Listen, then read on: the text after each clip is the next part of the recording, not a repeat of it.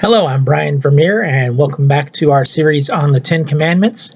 Today we're looking at commandment number 5, and bonus points for those of you who noticed the mistake at the end of last week's video when I said that this week we'd be looking at thou shalt not kill. I actually skipped over the 5th commandment. The 5th commandment is actually honor thy father and mother, so that's what we're going to be looking at on this video.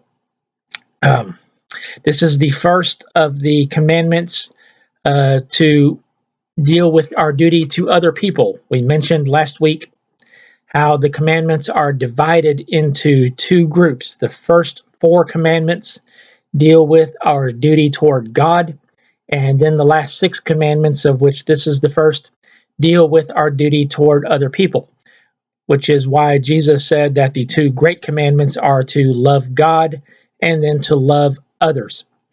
The first 4 commandments, if we love God the way we should, then we will follow the first 4 commandments. If we love others the way we should, then we will follow the last 6 commandments. So let's take a look at what this commandment actually says. We're in Exodus chapter 20, verse 12. The commandment simply says, honor your father and mother, so that you may have a long life in the land that the Lord your God is giving you. This commandment, this word honor, there's actually several Hebrew words in the Old Testament that are translated honor in English.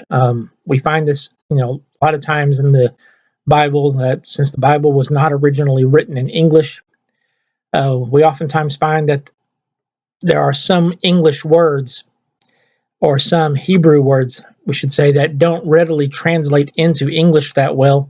And sometimes we have to use the same English word to mean 3 or 4 different Hebrew words. An example in the New Testament is the word love. There are 4 different Greek words that mean love that are used in the New Testament. And in English, we really don't have words for those different particular types of love, so we just say love in all of them. In this case, the Hebrew word that is translated honor here is the word chabad, which literally means to make more weighty or to make heavier. And it's used several times in the Old Testament to mean honor. And so this is actually kind of a figurative speaking, using the word honor to mean make more important. So this is saying we should treat our father and mother very importantly, I think is what this verse is really trying to tell us. We should treat our parents as if they are very important, as if they are certainly more important than we are. So there's a few things we need to look about this. Why does God want us to honor our father and mother? I think there's a few things that we can point out of this verse here. First of all, this is, I believe, another place where the Bible shows that God really intended, in God's idea for the perfect family consists of a father, a mother, and children. God, from the beginning, from Adam and Eve, God created the man and the woman, and he intended for the man and the woman to be together. And then, for them to have children. He told them to be fruitful and multiply. I believe what we call the nuclear family is God's idea. It's not something that we have. And I lament the fact, I hate the fact that today the nuclear family is becoming less and less important in today's society. We are seeing many people today who do not live in what we would call a standard, nuclear family with a father, a mother, and children. As a school teacher, I taught many kids who did not live with their father and mother. Many of them lived with either their father or their mother, and quite a few of them actually lived with other relatives, an aunt and uncle, grandparent. A lot of them were, raised by their grandparents. Many times it's because, their actual parents were too young to really be raising children. People today, teenagers today have children without thinking about, what it means to bring another human life into the world. And for example, I had a student once a high school student who brought her baby to class one day, and I heard other girls looking at her and saying, "Oh, that's so cute. I want one." Not thinking about what it actually means, to raise a child. And then when they do have the child, uh, they don't want to give up, being the teenager. So they leave the child basically with their parents, the child's grandparents, to raise. But that's not the way God intended it. Now, I'm not saying that, bad things don't happen. I'm not, a lot of these children, some of these children who live with their grandparents or live with other relatives, sometimes it's because, their parents aren't around anymore. Unfortunately, in today's society, divorces happen. Unfortunately, we have, parents who die for whatever reason, and others, are forced to take that parental role. Um, so I don't think this necessarily refers to your biological father and mother. It refers to the people who raised you, um, the ones that you would call your parents, the ones who were responsible for your upbringing. Uh, Although in God's ideal situation, the parents would be the ones raising the child. The biological parents would be the ones raising the child in the ideal situation, which again today does not, unfortunately, doesn't always happen or isn't always able to happen. So God intended for that nuclear family, and God intended children to be raised by their biological parents, and He wanted children to honor their biological parents. I was fortunate enough to be raised by both my father and my mother. And, I was brought up, taught, you obey your father and mother. That is something um, that you just did. Your father and mother were the authority over you. And of course, it wasn't until, later as I grew that I realized, that a lot of things my parents did that I didn't necessarily like were actually for my own good. They knew what they were doing when they were raising me. Another thing I think we need to point out in this verse is that God is not just talking to children in this verse. God is talking to adults in this verse as well. Remember, all the people gathered at the mountain, and God spoke these commandments to all of the people. And all of the people were mostly adults at this time. So God is not just talking in the sense of, children obeying their parents. Um, God is talking to adults. As adults, we are still responsible for our parents. We are responsible for them as they get older. It is our responsibility to take care of them. Specifically in this time, at this time, there was no Social Security, there were no retirement plans, there was no pension. So when people got old, they had to rely on their family to take care of them. When they were no longer able to work and earn money on their own, they had to rely on others, to care for them. So God is giving this responsibility of caring for elderly parents to the children.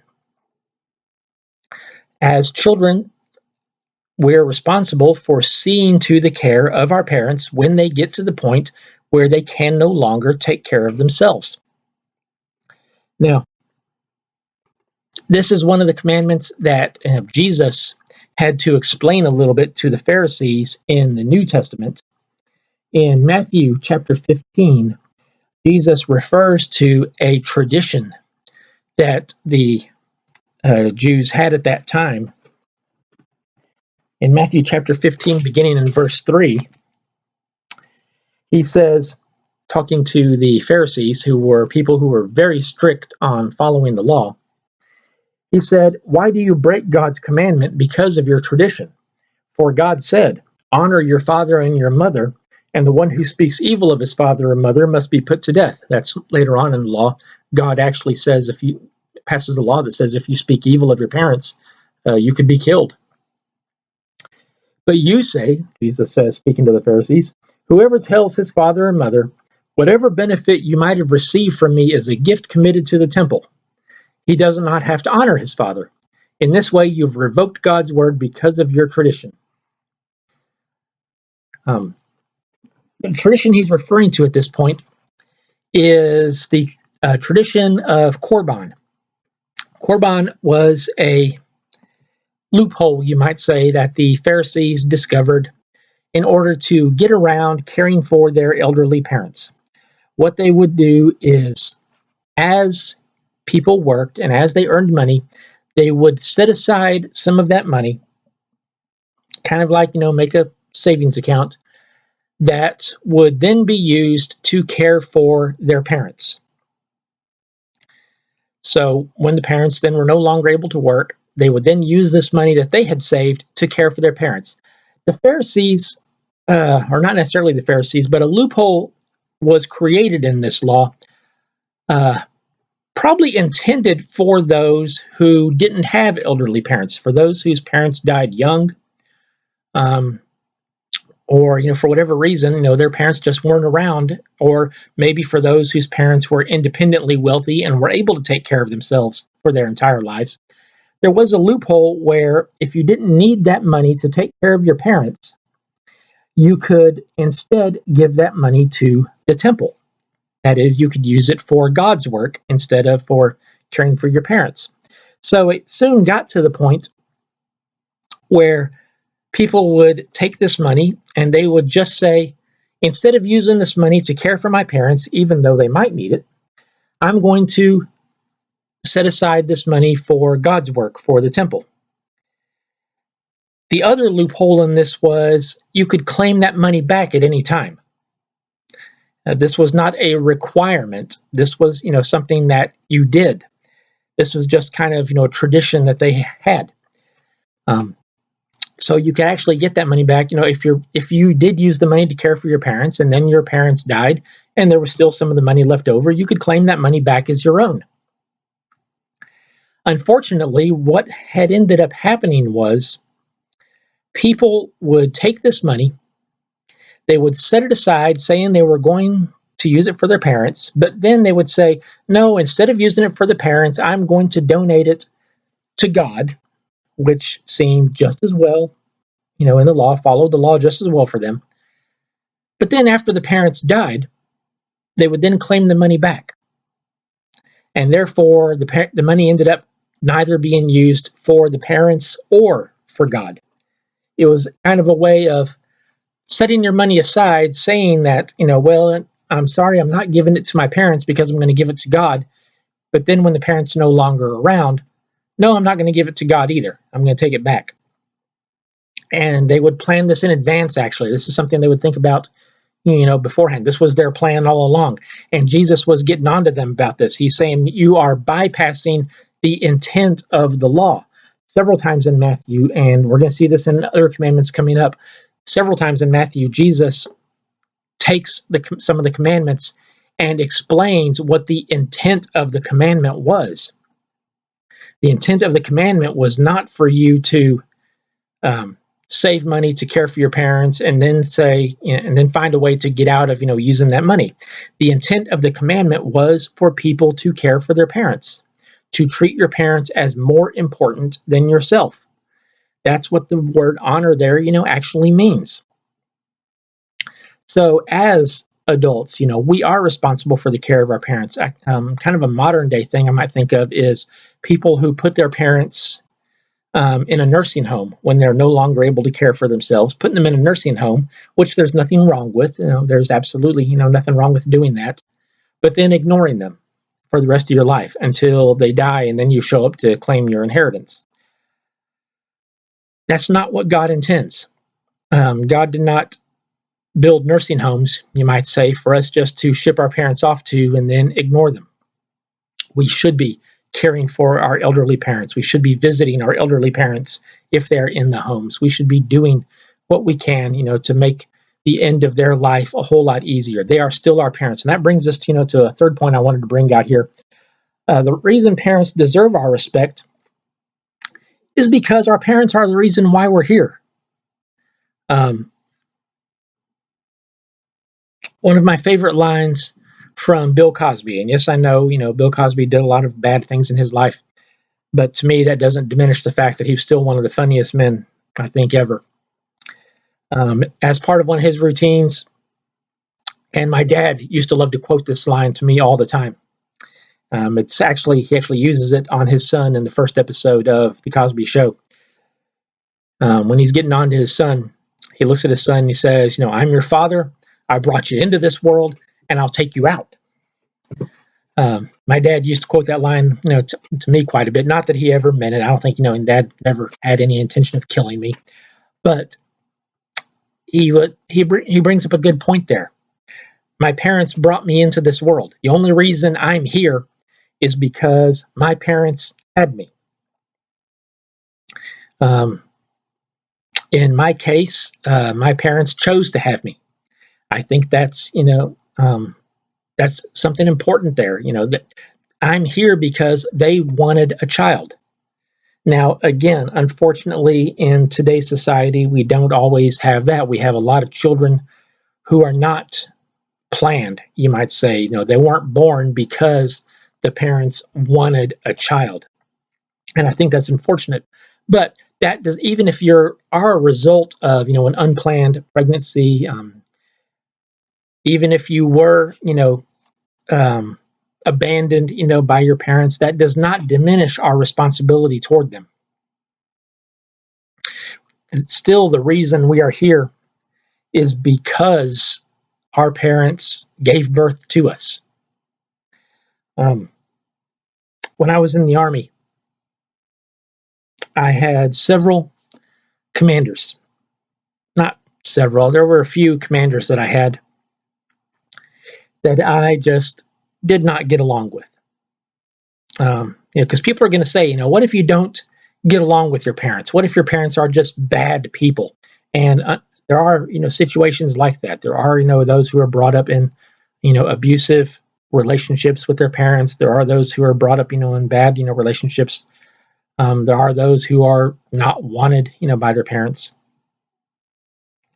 When I was in the Army, I had, a few commanders that I just did not get along with. But one of the things that they taught me as a cadet was, you don't respect the man, you respect the office. When we saluted our superior officers, they told us, if it's someone that you just can't get along with, remember, you're not saluting the man, you're saluting the office. You don't have to agree with your parents on everything, but they're still your parents. And you need to respect that position. Sometimes your parents may not have done well, but they tried. In some cases, maybe your parents didn't try. That may be true, but they're still your parents. And you should still have an honor and a respect for them. The Apostle Paul, in the book of Ephesians,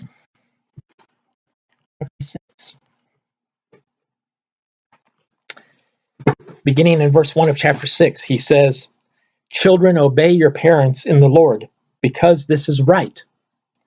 Honor your father and mother, which is the first commandment with a promise, that it may go well with you and that you may have a long life in the land."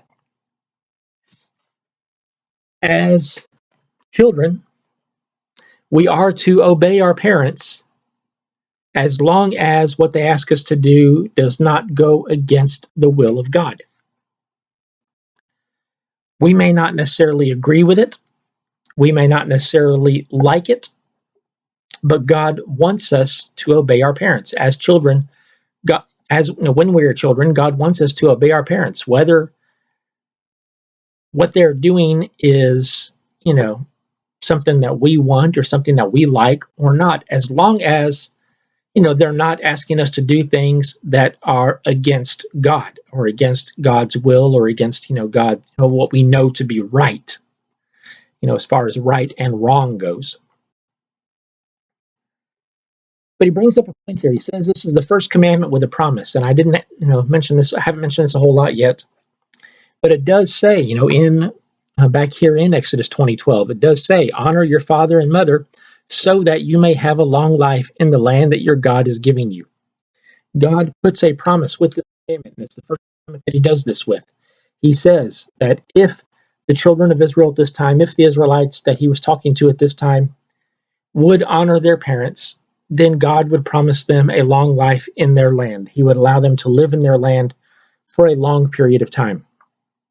And God considered honor to parents to be something very important. Again, later on in the law, he says, if a child is just very, very unruly, and more than just disobeying parents, a child could actually, or a young adult could actually be put to death for dishonoring his parents. So God takes this family relationship seriously. If you're in a nuclear family, I hope that you do honor your parents. If you are unfortunate to not be part of a nuclear family, if you don't know who your parents are, or if you don't see your parents or get along with your parents, somebody raised you, and you need to honor those who raised you. Whether you agree with everything that they did, or if you don't agree with everything that they did, God is simply saying that they still deserve your respect. And there are many times that God says to love our enemies.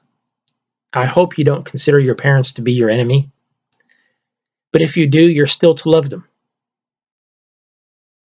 Because only by setting a good example, only by showing them what a true Christian actually is, could you hope to bring them around. The best way to make new Christians, and I've said many times, the number one job of Christians is to make new Christians. And the best way to make new Christians is to show them what a good Christian looks like. That brings up another point here as far as being good parents.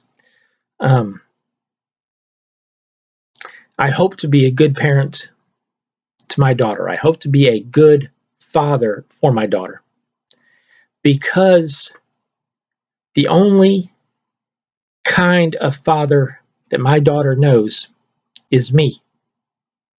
The only kind of husband that my daughter knows about is me, the way she sees me acting toward my wife.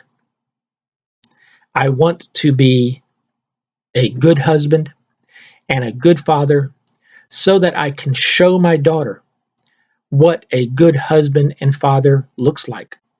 So that when it comes time for her to choose a man to be her husband and to be the father of her children, that she will have a good example to look up to, that she will see what a good husband and father is supposed to look like. And she will find a man who fits those characteristics. If your parents were not good parents, then learn from their example. If you have children of your own, look to the example of your own parents. If they were good parents, then try to emulate that. If they were bad parents, which unfortunately is the case many times, then again, look to that example and try not to be that. Be a good parent to your own children. Because your children, you want your children to honor you the way God says we should honor our father and mother. I'll just close with another statement that I've heard quite a bit. You should always be good to your children because they're the ones who will determine what nursing home you go to. So I'll end it on that.